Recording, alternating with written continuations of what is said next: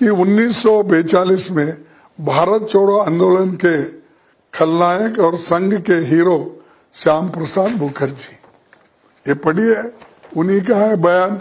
उसमें खुला उन्होंने कहा है 26 जुलाई 1942 में बंगाल के गवर्नर को चिट्ठी लिखकर श्याम प्रसाद मुखर्जी ने भारत छोड़ो आंदोलन के हर हाल में कुचलने की सलाह दी तथा अंग्रेजी हुकूमत को प्रति अपनी वफादारी दोहराई। कोई राष्ट्रपति अभिभाषण पे भाषण नहीं था, सिर्फ कांग्रेस को कैसा खोसे, कैसी टीका करे, इसमें वो मस्त थे। कांग्रेस ने क्या किया, फलाना फलाना, यही बातें वो बोल रहे थे। लेकिन कांग्रेस ने क्या किया उनको क्यों समझ में नहीं आ रहा, मुझे खुद को समझ में नहीं आ रहा है इसको, उनके विचार। उनके एक तो मैं समझता हूं ये तो लोग ऐसे हैं संविधान को नहीं मानने वाले हैं, जिन्होंने दांडी मोर्चा यात्रा जो गांधी जी ने निकाली थी उसमें कभी हिस्सा नहीं लिया, भारत छोड़ो आंदोलन में शामिल नहीं हुए, जो लोग आज कांग्रेस को राष्ट्रभक्ति का पाठ पढ़ाते हैं और राष्ट्रभक्ति के बारे में ऐसा बोलते हैं कि जैसा इन्होंने ही 2014 को ही इन्होंने देश को आजादी दिलाई है, ऐसा उनका मानना है। लेकिन देश को आजादी मिली 1947 में, ये उनके दिमाग में नहीं है। और उसके लिए कौन कौन लड़े, अपनी जान दी, और कांग्रेस पार्टी ने कितना काम उस वक्त किया, ये उसको रिकॉग्नाइज भी नहीं करना चाहते हैं और उसके बारे में बताना भी नहीं चाहते। हालांकि गांधी जी ये गुजरात के हैं और उनको तो ये प्राइड होना चाहिए, कांग्रेस पार्टी के एक महान नेता गांधी जी ये सब कुछ काम किए। नेहरू जी, वल्लभ भाई पटेल, मौलाना आजाद, ऐसे कई लोग मिलके ये काम किए, उनके शायद वो भूल गए हैं। और जो आदमी खुद बचपन से ही एक स्कूल रहता ना बच्चों का खेलने का, प्ले स्कूल से लेकर अब तक उन्होंने जो पाठ पढ़ा है वो सिर्फ आरएसएस का पाठ पढ़ा है और वही सिलेबस वो पढ़े हैं, वो बार बार वही सिलेबस को वो दोहराते हैं। दूसरी चीज, अनगिनत इतनी झूठी बातें उन्होंने कही। हम खुद को भी एक देश का एक प्रधानमंत्री होके इतने झूठ बोल रहे हैं, हमको खुद को शर्म आती है। और वो झूठ दबा के बोलते हैं, जोर से बोलते हैं कि वो सच बने, यही उनकी बार बार इच्छा है, झूठ बोल के सच दिखाना। और दूसरा, बेरोजगारी इतनी है कि पहले यूपीए के सरकार में 2.2 बेरोजगारी थी, आज 45 साल में सबसे बड़ा अनएम्प्लॉयमेंट उनके जमाने में हो गया है। और ये नहीं महसूस कर रहे हैं कि अनएम्प्लॉयमेंट, वो अगर पूछे तो वो बोलते हैं कि प्रोविडेंट फंड में इतने रजिस्टर हो गए, ईएसआई में इतने रजिस्टर हो गए। ये नहीं, ये तो अगर है सो नौकरियां कम करके ज्यादा लोग कैसा प्रोविडेंट फंड में, ईएसआई में रजिस्टर होते हैं। जो है वही लोगों को अगर आप रजिस्टर करके ये बताते हैं कि इंक्रीज हुआ एम्प्लॉयमेंट, तो ये गलत है। आप एम्प्लॉयमेंट एक्सचेंज से नंबर लो, आपको मालूम होता। मैं ये कहूंगा कि एनडी के मतलब ही है non data available, NDA, non data available. उनके पास कोई डाटा नहीं है, वो सच बात बता नहीं सकते और उस पे वो झूठ बोलने जाते हैं। और यूपीए के 10 सालों में दौरान जीडीपी विकास दर औसतम 8.13% रहा। आपके दौरान यानी मोदी जी के दौर में केवल 5.6% हुआ। इसको भी वो मानने को तैयार नहीं कि यूपीए गवर्नमेंट में ज्यादा थी।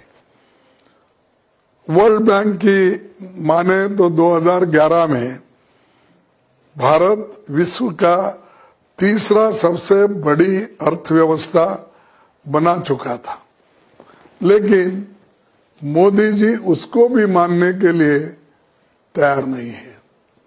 हमने 10 साल में 14 करोड़ लोगों की गरीबी से बाहर निकाले।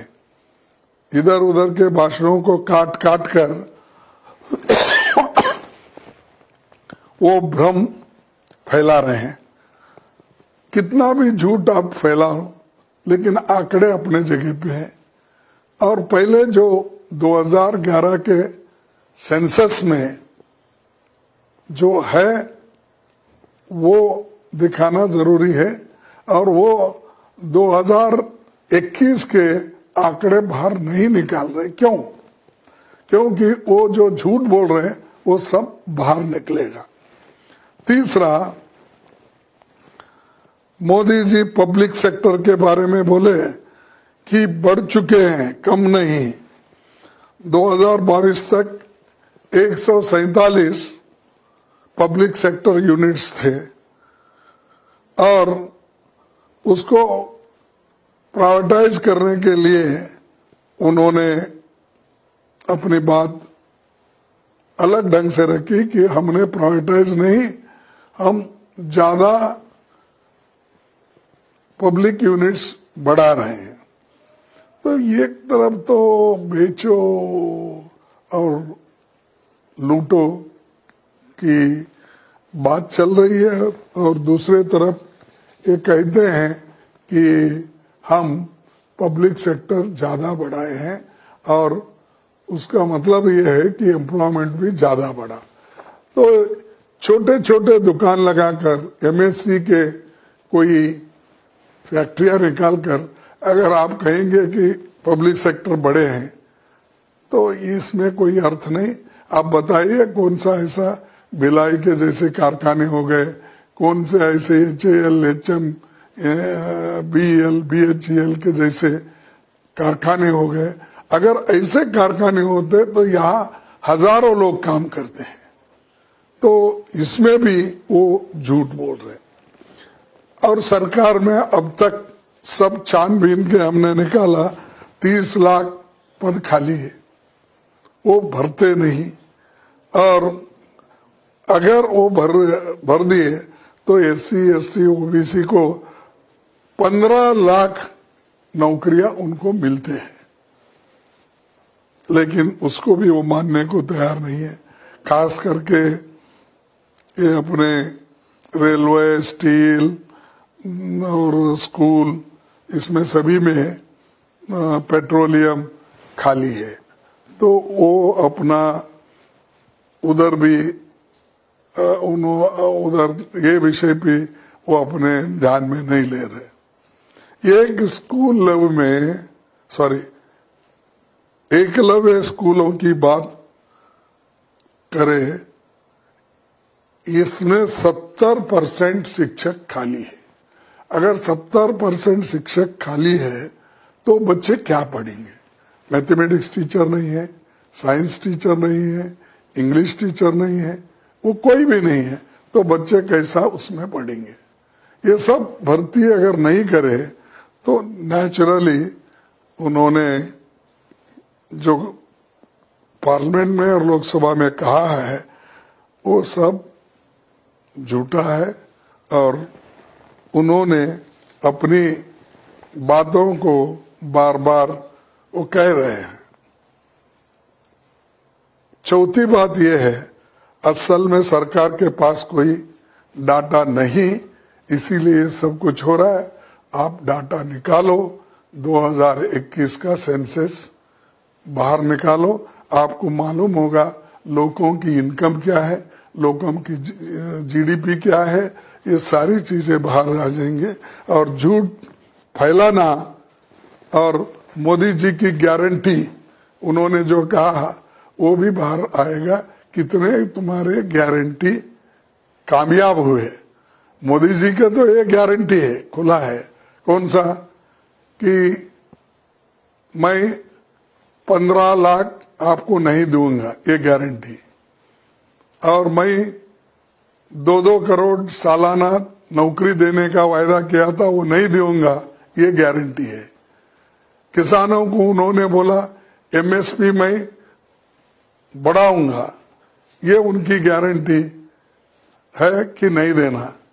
फिर उसके बाद में फर्टिलाइजर की सब्सिडी, गैस की सब्सिडी, पेट्रोल डीजल, इसकी जो ये उनके जो गारंटी नहीं देने का है वो उन्होंने कहा। लेकिन मोदी की गारंटी, अरे मोदी की गारंटी कैसी होती है? सरकार गारंटी, मोदी चले गए तो भी नेक्स्ट कोई आएगा वो करेगा, अगर सरकार की गारंटी है तो। ये इसमें भी उन्होंने अपनापन, अहंकार, एरोगेंस की उन्होंने बात की है। और एक क्या है, हमको बड़ा ऐसे झूठ बोलने से और कहीं अपने बातों से लोगों को क्यों भ्रमित कर रहे मेरे को मालूम नहीं, कि पिछले 10 वर्ष में हमारे निर्यात और आयात के बीच की अंतर 3 गुना बढ़ गई है। इस तथ्य का जानते हुए भी सरकार इसे समस्या के रूप में स्वीकार नहीं कर रही है। अगर आयात ज्यादा हो गया, इंपोर्ट ज्यादा हो गया, तो हम मर जाएंगे, हमारे पास हमारे पूरे पैसे चले जाएंगे। अगर निर्यात हम ज्यादा करेंगे तो हमको पैसे ज्यादा मिलेंगे, क्योंकि वही आमदनी है लोगों की। तो ये जो उसमें भी उन्होंने झूठ कहा कि हमारा निर्यात ज्यादा है, आयात के बारे में उन्होंने कभी ठीक ढंग से बोले नहीं। दूसरी चीज है, मोदी जी हमेशा मेकिंग इंडिया ये 3rd लार्जेस्ट इकोनॉमी उनका कहना है, लेकिन उन्होंने ये भूल जाते हैं कि मैं जब अभी हिंदी में आपको कहा कि 2011 में ही इसकी घोषणा हो गई थी। तो इसीलिए मैं यही बार बार कहूंगा कि मोदी जी सच बोलने के आदी नहीं है, और देश के लिए उन्होंने कुछ खास तौर पे अपना कंट्रीब्यूशन नहीं दिया। और देशभक्ति के बारे में अगर बोलना है तो मैं 1949 का आपको एक कार्टून बताऊंगा, जिसमें एक सावरकर और अपने श्यामा प्रसाद मुखर्जी, उन्होंने तीर किनके ऊपर चला रहे आप देख लीजिए। क्या ब्रिटिशरों के ऊपर तीर चला रहे, क्या गांधी जी के ऊपर चला रहे, या कांग्रेस के ऊपर चला रहे? कांग्रेस अगर कुछ भी नहीं है तो रोज उठ के उसके खिलाफ क्यों बात करते हैं? ये एक बात। और एक बात मैं आपसे बताऊंगा कि 1942 में भारत छोड़ो आंदोलन के खलनायक और संघ के हीरो श्याम प्रसाद मुखर्जी, ये पढ़िए, उन्हीं का है बयान। उसमें खुला उन्होंने कहा है 26 जुलाई 1942 में बंगाल के गवर्नर को चिट्ठी लिखकर श्याम प्रसाद मुखर्जी ने भारत छोड़ो आंदोलन के हर हाल में कुचलने की सलाह दी तथा अंग्रेजी हुकूमत को प्रति अपनी वफादारी दोहराई। आगे अभी भी बहुत कुछ है, मैं नहीं पढ़ना चाहता हूँ। एक चीज उनकी है देशभक्ति का चिट्ठी। और उसके बाद में उन्होंने ये भी कहा कि भारत छोड़ो आंदोलन में तो उन्होंने सपोर्ट नहीं किया, और उसके बाद में 97 में गोलवलकर गुरुजी भी उनके संघ के जो ये है उन्होंने ही ये बताया ये कांग्रेस वाले क्या कर रहे हैं। ये तो उनका दृष्टिकोण है कि भारत में ब्रिटिश राज सत्ता का विरोध कर रहे हैं, फिर हम विरोध नहीं करें तो कौन करना चाहिए। देखो, जो बिपिन चंद्र ने अपनी पुस्तक कम्युनलिज्म इन इंडिया ये लिखी है, उसमें उन्होंने ये बताया कि अपना ये किस ढंग से आरएसएस वाले उस वक्त ब्रिटिशर को चिट्ठियां लिखते थे। नेताओं ने आरएसएस की ओर से बॉम्बे के गृह विभाग के सेक्रेटरी से मुलाकात की। होम डिपार्टमेंट ने इस बैठक के संबंध में एक नोट लिखा, जिसके अनुसार अभ्यंकर ने आरएसएस की ओर से यह आश्वासन दिया कि वे सरकार द्वारा जारी निर्देशों और प्रतिबंधों का पालन करेंगे। ये है, आगे भी है, मैं नहीं पढ़ना चाहता हूँ। ये हर एक आरएसएस के नेताओं की मानसिकता है। उसके बाद में उनके जो भी बातें हैं वो सिर्फ हिंदुस्तान के खिलाफ और राष्ट्र के खिलाफ उन्होंने किया है, और उनको कोई हक नहीं है कि कांग्रेस के देशभक्ति के बारे में उन्होंने बात करे। और देश उठ रहा है, देश, यही मोदी जी जब चीफ मिनिस्टर थे गुजरात के 13.5 साल, उन्होंने ये बात कही कि जो भी टैक्स सेंट्रल गवर्नमेंट कलेक्ट करती है उसमें 50% टैक्स स्टेट को मिलना चाहिए। और उन्होंने ये भी कहा मेरी गुजरात गवर्नमेंट 48,500 करोड़ टैक्स के रूप में केंद्र सरकार को देती है, लेकिन उसमें से सिर्फ हमको 2.5% मिलता है, तो इसलिए टैक्स देना बंद करो। तो ये मानसिकता उनकी है, और उन्होंने देश तोड़ने की बात कर रहे, पैसे नहीं दिए तो अरे तुम खुद ही बोले, उसका सीड आपने डाला। और उसके बाद में उन्होंने ये भी कहा कि एक तरफ टैक्स मत दो बोले, एक तरफ 50% दो बोले, दूसरे तरफ हमको 2.5 अगर वहां से मिलता है तो ये स्टेट के साथ बेईमानी है। अब बेईमान कौन कर रहे? आप सबसे कम पैसा कर्नाटक को दे रहे, तमिलनाडु को दे रहे, केरला को दे रहे, तेलंगाना को दे रहे, और जहां आपकी गवर्नमेंट नहीं है वहां पर कम पैसा, और जहां पर आपकी गवर्नमेंट है वहां मनमाने दे रहे हो। तो इससे ये जाहिर होता है कि उनकी एक मानसिकता जो है कि जो अपोजिशन पार्टी के सरकार है उनको तोड़ना, उनको कुचलना, उनको खत्म करना, ये उनका मकसद है। तो इसीलिए तो मैं कहता हूं कि उनके भाषण में कोई दम नहीं था। उन्होंने खैर राज्यसभा में तो वो ज्यादा कुछ बोल नहीं सके। हम हर बात को जवाब देने के लिए तैयार भी थे, देते भी गए, लेकिन वो रिकॉर्ड होते नहीं गया। इसीलिए तो मैं इस माध्यम से बोलना चाहता हूं।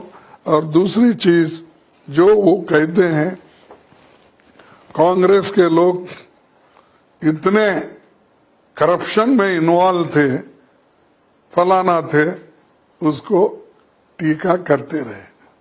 ये है उनके करप्शन में इन्वॉल्व लिस्ट, उन्होंने खुद ही दी है, मैं नहीं, ये तो उनका ही है। डायनेस्टिक पार्टी की बात करते हैं, बार बार हमको राहुल जी को उनको कोसने के लिए, सोनिया जी को और प्रियंका जी को, ये सब लोगों को एक अलग नजरिया से देखकर देश के लोग उनको एक सिर्फ अपने खुद के लिए पॉलिटिक्स कर रहे, देश के लिए नहीं, ये भावना उन्होंने तैयार की। अब मैं उनसे ये पूछना चाहता हूं, ये जो इतने लोग हैं, ये लोग डायनेस्टिक पॉलिटिक्स में है कहाँ है? ये जो है इतने लोग, ये कौन से पॉलिटिक्स में है? हर एक का बच्चा, हर एक का किसी का रिलेटिव, हर एक का बच्ची, कोई ना कोई पॉलिटिक्स में है। तो ये तुम दूसरों को बोलने वाले खुद अपने आप को इसमें घेरे हुए हैं, लेकिन कांग्रेस को वो पॉलिटिक्स का हमेशा बोल रहे हैं। और हमारा हक इसलिए बनता है कि इस देश को बचाने में हमारा बहुत बड़ा त्याग और बलिदान है, और इस देश को एक रखने के लिए भी हमने त्याग किया है, बलिदान दिया है। राजीव गांधी जी, इंदिरा गांधी जी, कई के लिए दिए। कोई उनकी प्रॉपर्टी की झगड़ा थी, उन्होंने देश टूटना नहीं, देश तोड़ना नहीं, उसको जोड़ने के लिए, कायम रखने के लिए हिंदुस्तान एक हो, यही उनका स्लोगन था। तो ऐसे लोग हमारे पास हैं, उनके पास कोई नहीं, ना आजादी के लिए कुछ करे, ना देश को एकता रखने के लिए कुछ करे, सिर्फ जो आया वो कुर्सी पे आके बैठ के या ऐसी बातें कर रहे हैं। मैं उदाहरण के तौर पर एक 5 पॉइंट बोलूंगा, छोटे छोटे। हमारे पार्टी के नेता जवाहरलाल नेहरू 9 बार जेल में गए और उन्होंने 3259 दिन जेल में काटा। गांधी जी 2338 दिन जेल में काटे। मौलाना आजाद, इन्होंने तो 10 साल जेल में काटे, और सरदार पटेल 16 साल जेल में काटे। और कभी उन्होंने ब्रिटिशरों से माफी नहीं मांगी या कोई एक चिट्ठी नहीं लिखी अपोलॉजी का कि हमको छोड़ो, हम गलती किए। ये हमारी देन है देश को। और मोदी जी बार बार कांग्रेस को टीका करना सदन में और अपनी बात बना बना कर मजाक में उड़ाना, ये खंडनीय है। और इस बात को मैं इसीलिए इतने डिटेल में बोला हूं, मैं यही कहने के लिए कि वस्तु स्थिति क्या है ये देखिए, यही कहने के लिए मैंने आपके सामने पूरे पॉइंट्स रखा।